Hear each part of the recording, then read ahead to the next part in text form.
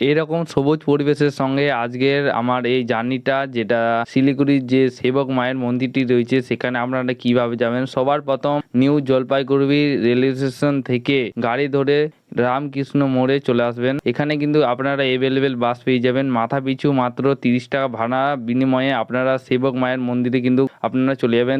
তো আমরা কিন্তু মায়ের মন্দিরের কিছু দূর এগিয়ে চলে গিয়েছিলাম। তো সেখান থেকেই ঝর্ণার পাশ থেকে আজকের ভিডিও আমি শুরু করছি।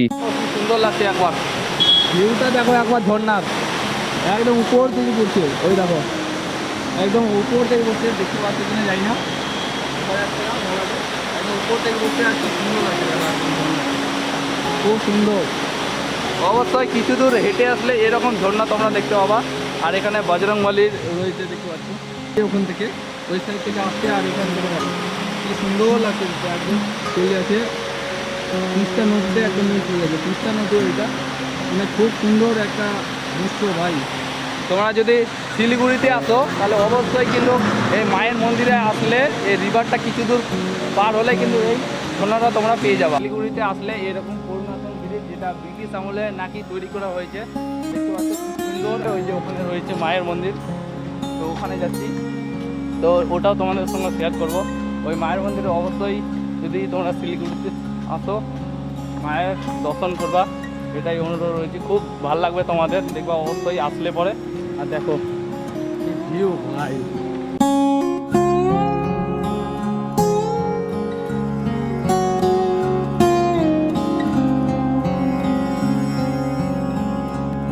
আমরা সেবক মায়ের মন্দিরের নিচে একদম ঠিক নিচে রয়েছি।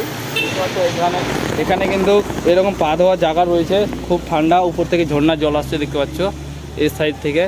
তো আমরা এখন সেবক মায়ের এখানে কিন্তু ক্যামেরা অ্যালাউ নাই, তাও যতটা পারি তোমাদেরকে দেখাবো। দেখতে পাচ্ছ এখন আমরা সিঁড়িতে উঠবো। এটা সেবক মায়ের কালী মন্দির রয়েছে, দেখতে পাচ্ছ।